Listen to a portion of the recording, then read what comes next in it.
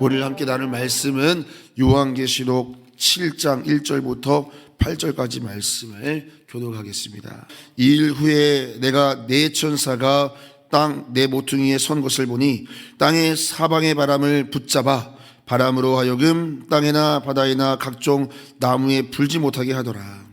또 보문에 다른 천사가 살아계신 하나님의 인을 가지고 해 돋는 데로부터 올라와서 땅과 바다를 해롭게 할 권세를 받은 네 천사를 향하여 큰 소리로 외쳐 이르되 우리가 우리 하나님의 종들의 이마에 인치기까지 땅이나 바다나 나무들을 해하지 말라 하더라. 내가 인침을 받은 자의 수를 들으니 이스라엘 자손의 각 지파 중에서 인침을 받은 자들이 14만 4천이니 유다 지파 중에 인침을 받은 자가 1만 2천이요 르벤 지파 중에 1만 2천이요 갓 지파 중에 1만 2천이요 아셀 지파 중에 1만 2천이요 납달리 지파 중에 1만 2천이요 므낫세 지파 중에 1만 2천이요 시몬 지파 중에 1만 2천이요 레위 지파 중에 1만 2천이요 이사갈 지파 중에 1만 2천이요 스불론 지파 중에 1만 2천이요 요셉 지파 중에 1만 2천이요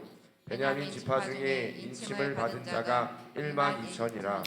아멘. 오늘 7장 1절로 8절을 본문으로 누가 능히 서리요 제목으로 말씀 나누겠습니다. 한번 힘있게 외쳐보겠습니다. 누가 능히 서리요. 누가 서겠습니까? 오늘 말씀을 통해서 함께 살펴봤으면 좋겠습니다. 자, 요한계시록은 어린 양의 심판과 하나님의 구원의 이중주가 잘 조화된 성경입니다. 어린 양의 심판 또 하나님의 구원이 함께 교차합니다.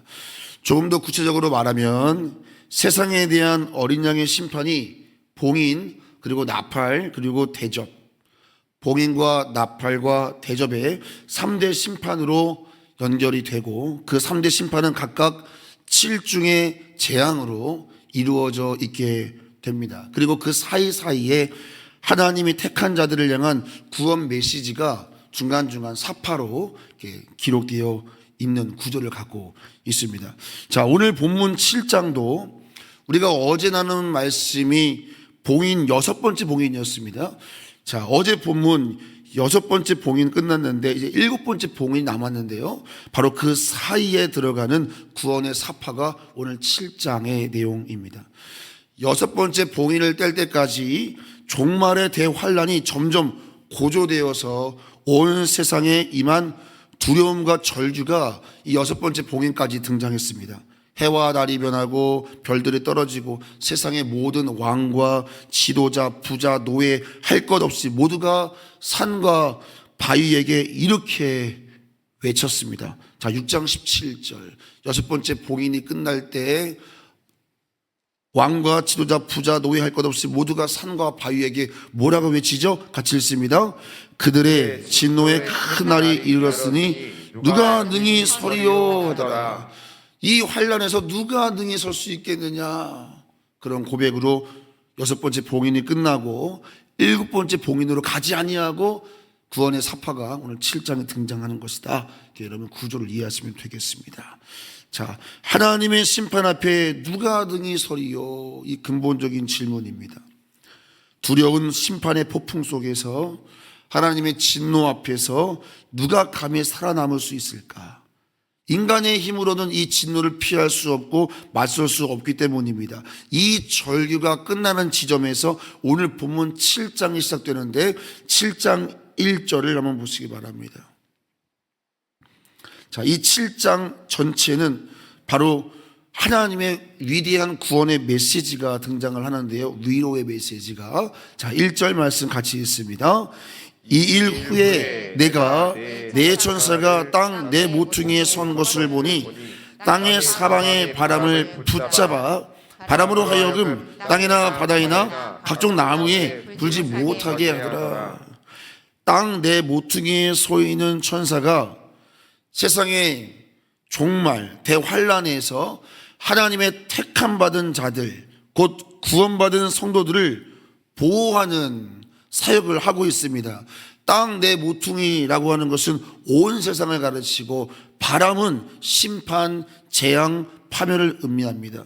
자, 이 천사들은 구원받은 자들의 이마에 하나님의 도장이 찍히기 전까지 파멸의 바람이 불지 않도록 그 바람을 꽉 붙들고 있는 그런 역할을 감당하고 있는 천사들입니다. 자, 한번 여러분 다시 한번 보시기 바랍니다. 1절을 다시 읽습니다. 2일 후에 내가 내 천사가 땅 내 모퉁이에 선 것을 보니 땅의 사방의 바람을 붙잡아 바람으로 하여금 땅에나 바다에나 각종 나무에 불지 못하게 하더라. 네, 그 심판의 바람을 붙잡고 있는 것입니다. 이 천사들이.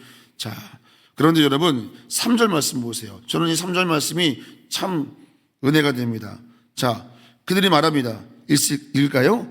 이르되 우리가 우리 하나님의 종들의 이마에 인치기까지 땅이나 바다나 나무들을 해하지 말라 하더라. 자, 여러분 이 3절 말씀에서요 이런 표현 있죠.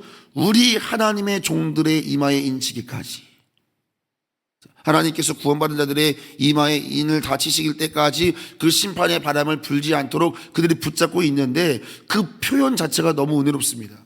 우리 하나님의 종들의 이마에 인치기까지. 바로 여러분과 저를 향한 말씀인 줄로 믿습니다. 자, 한번 외쳐볼까요? 우리 하나님의 종들의 이마에 인치기까지.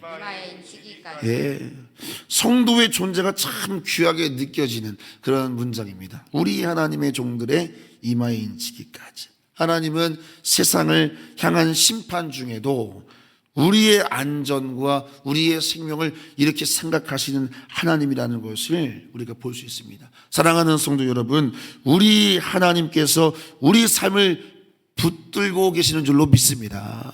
이게 얼마나 감사한지 몰라요. 우리 하나님의 종들의 이마에 인치기까지. 오늘 그 은혜가 우리의 삶에 있으니 참 감사합니다. 그 인치심의 의미가 뭘까? 인치심. 첫 번째, 너는 내 것이다. 이런 의미입니다. 너는 내 것이다. 이 선언이 바로 하나님의 인치심의 의미인데요.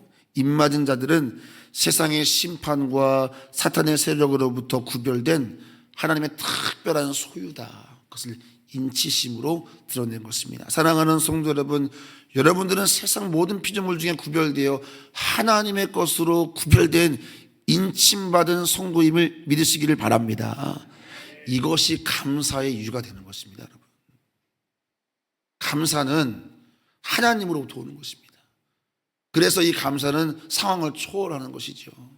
자, 두 번째, 인치심의 의미 두 번째는 다가올 재앙으로부터 우리를 보호하신다는 확실한 보증입니다.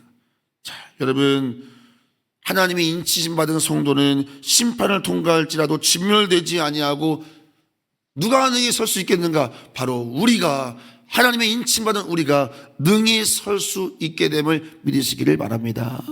우리는 능히 설 수 있습니다. 자, 이 하나님의 인 맞은 자의 수가 14만 4천이다. 여기 기록되어 있죠. 이 14만 4천이라고 하는 숫자는 문자적으로 해석하면 안 됩니다, 여러분. 12, 구약의 12지파, 그리고 신약의 12사도 곱하기 12 곱하기 12 곱하기 그리고 충만함과 완전한 수를 의미하는 1000을 곱하면 14만 4천입니다. 자, 이것은 여러분 결국 하나님의 구원받은 백성들을 의미하는 완전수로서 이 14만 4천 하나님의 구원받은 백성들을 하나님이 끝까지 지켜내신다. 이것을 의미하는 것이 14만 4천에 남긴 의미인데 이단들은 어제도 말씀드렸지만 이 숫자를 문자적으로 해석을 합니다. 그래서 14만 4천 안에 들어간다는 것입니다. 그래서 여러분 이게 얼마나 격려되는 숫자입니까? 하나님께서 구원받는 많은 무리를 끝까지 지켜내시겠다라고 하는 그 소망의 메시지가 14만 4천인데요. 이단들은 이 14만 4천을 거꾸로 우리를 두렵게 만드는 숫자로 씁니다. 자, 여러분 이것이 얼마나 억울한 일입니까? 제가 언젠가 누군가 이렇게 얘기했습니다. 천국 가봐라 14만 4천 1번도 있다. 14만 4천 2번도 있다. 여러분 그럴 것입니다. 14만 4천 안에 들어간다라고 하는 그 두려움과 그 소속감에 대한 강박을 심어주면서 교주에게 복종시키는 것, 이것이 신천지가 하는 짓이 아니겠습니까? 여러분, 그들에게 14만 4천이 이미 넘어갔습니다. 넘어가니까 그 14만 4천의 기준을 더 높이 만들어서 자신들의 교리와 그 이만희에게 복종시키는 그 거짓 교리에 오늘 한국교회 성도들이 얼마나 많이 속는지 아십니까, 여러분? 여러분, 그 신천지는 그 초신자 안 건듭니다. 다 신앙인들 건듭니다. 근데 왜 그렇게 신천지가 부흥할까요? 우리가 성경을 그렇게 알지 못하기 때문입니다. 이 14만 4천이라는 숫자만 들이대도 바로 두려움을 느껴서 그들의 교리에 종노릇하게 된다는 것입니다. 사랑하는 성도 여러분, 꼭 기억하십시오. 계시록은 소망으로 해석해야 됩니다. 할렐루야. 격려로 해석하면 됩니다. 소망의 책입니다. 위로의 책입니다. 이것은 협박과 위협의 책이 아닙니다. 그러한 심판 속에도 14만 4천은 내가 나의 인침받은 자들을 내가 붙들어 주리라. 할렐루야. 이런 의미죠, 여러분. 어떻게 여기 속을 수가 있지요? 참 답답한 일입니다. 자, 여러분, 그 14만 4천에 대한 해석이 바로 이어서 9절에 나오지 않습니까? 자, 9절을 보시죠. 같이 읽어볼까요? 내일 본문이지만 시작. 이일 후에 내가 보니 각 나라와 족속과 백성과 방언에서 아무도 능히 셀 수 없는 큰 물이 이렇게 해석되지 않습니까? 14만 4천을 이렇게 해석하는 겁니다, 여러분. 뭐라고 되어 있어요? 아무도 능히 셀 수 없는 큰 구원받은 물이 바로 9절에서 해석해 주잖아요. 네. 그것을 14만 4천으로 상징한 것입니다. 여러분, 이건 속는다는 것은 성경을 모르니까 속는 것이지, 성경을 알면 오히려 그들의 교리가 극률하고 그들이 답답해 보여야 되는데 우리가 속고 있다는 건 참 답답한 일입니다. 여러분, 14만 4천은 위협의 숫자가 아니라 우리에게 하나님이 마지막 때까지 내가 너희를 붙들어 주겠다라고 하는 구원받은 자에게 소망과 격려의 메시지를 받으시기를 예수님의 이름으로 축원합니다. 능히 셀 수 없는 큰 무리가 하나님 앞에서 종려 가지를 들고 찬양하고 있다. 그걸 요한이 본 거예요. 요한이. 자, 여러분, 오늘도 세상은 여전히 전쟁, 질병, 그리고 불공평, 불의의 고난 속에 신음하고 있지요. 고통스럽고 불안한 시대를 우리가 살아가고 있습니다. 그러나 성령의 인치심으로 하나님의 소유가 된 우리, 여러분과 저의 이름이 하나님의 생명책에 기록되어 있음을 믿으시기를 바랍니다. 하나님은 능히 셀 수 없는 그 구원받은 성도들을 끝까지 붙들어 주실 것입니다. 그러므로 사랑하는 성도 여러분, 우리 이 마지막 때를 살아가는 우리는 스스로 이렇게 질문해 볼 필요가 있겠습니다. 내 이마에는 누구의 인이 찍혀 있는가? 세상의 염려와 두려움에 또 돈과 쾌락에 유혹이 만든 낙인이 찍혀 있는가? 아니면 성령의 인치심이 내 안에 있는가? 사랑하는 조은익교 성도 여러분, 우리 안에 성령께서 함께 하심을 감사하시기를 바랍니다. 성령의 인치심 받은 우리가 그 하나님의 구원받은 백성인 줄로 믿습니다. 이게 진짜 감사할 일 아닙니까, 여러분? 성령의 인침 받은 우리. 이보다 감사가 어디 있겠어요, 여러분?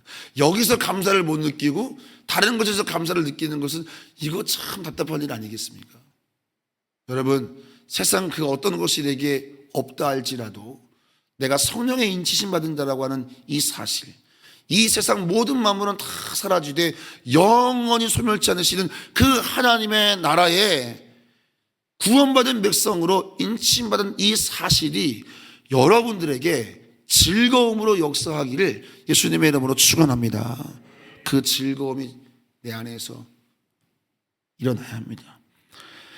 자, 여러분, 그러므로 저는 세 가지 짧게 말씀드립니다. 자, 첫 번째, 항상 내가 누구인지를 꼭 기억하고 사세요. 자, 따라해 봅니다. 내가 누구인지 기억하기. 예, 하나님의 것이라는 정체성 잊지 않으면 돼요. 그러면 힘이 나요. 힘들다가도 그래, 내가 하나님 거잖아. 여기서 힘이 나는 거잖아요. 그래, 하나님이 나의 주인이잖아. 나 하나님 인침받았잖아. 여러분 읽으면 힘이 나는 거죠. 그죠? 자, 두 번째 따라해 봅니다. 흔들릴수록 믿음의 자리를 지키기. 흔들릴수록 믿음의 자리 지키기. 말씀과 기도와 예배에 충성하는 그 자리를 지키는 것, 이것이 하나님의 인침받은 성도의 증거예요. 여러분, 내가 하나님의 인침받은 자라고 하는 걸 뭘로 드러내겠어요? 세상 사람들이 추구하지 아니하는 그 예배 자리, 말씀 자리, 기도 자리, 새벽 자리를 추구하는 여러분들이 하나님의 인침받은 백성인 줄로 믿습니다. 이것을 더 확고히 하세요. 여러분, 이것으로 우리가 하나님께 속해 있다는 것을 드러내는 거 아니겠어요?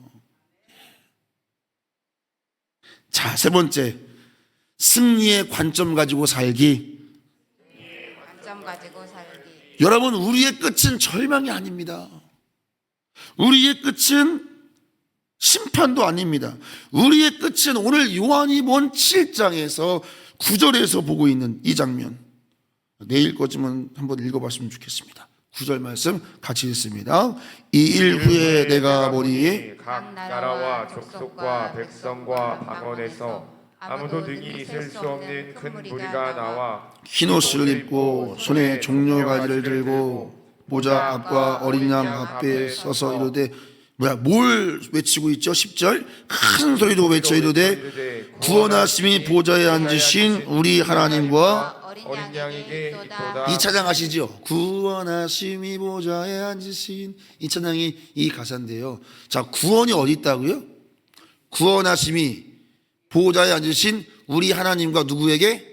사랑하는 성도 여러분, 구원은 우리에게서 난 것이 아니요 보좌에 앉으신 하나님과 어린 양 예수로 말미암아 우리에게 주신 선물인 줄로 믿습니다. 구원은 거기 있는 거예요. 여러분, 내게서 오는 게 아니고 보좌에 앉으신 하나님과 그 어린 양으로부터 구원을 받은 자들이 지금 9절에서 예배하고 있는 거예요. 그 하나님과 어린 양을 말입니다. 나를 자랑할 게 없는 거예요. 하나님과 어린 양을 통해 받은 구원이란 말입니다.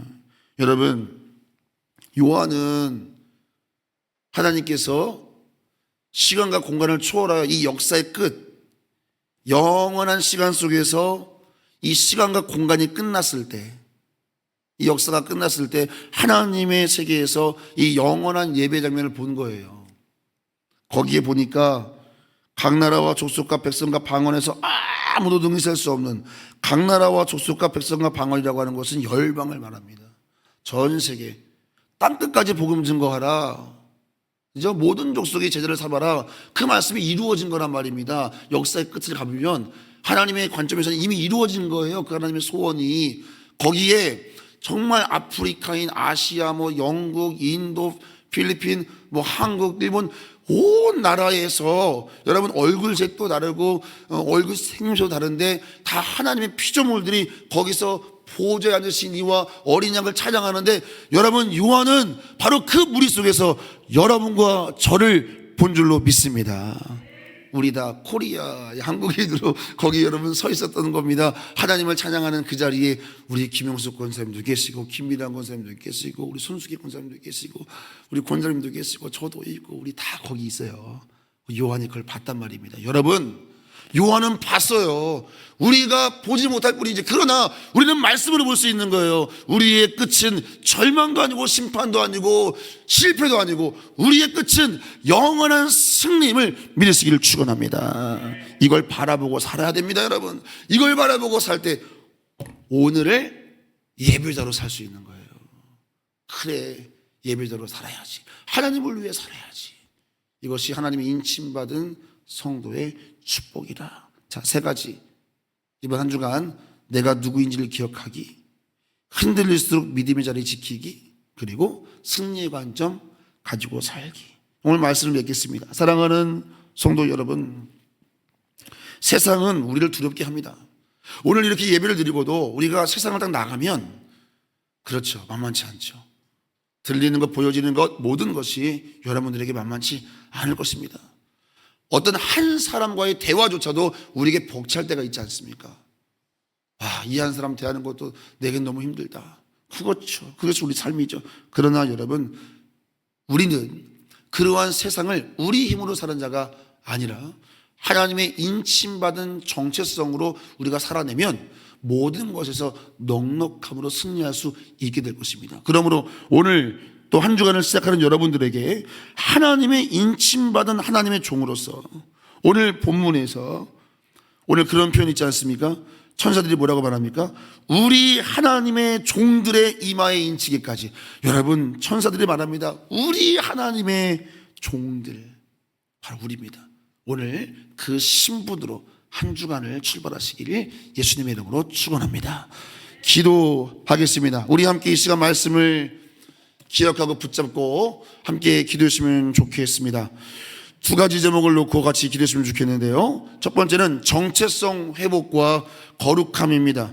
하나님, 내가 누구의 것인지를 잊지 않게 하옵소서.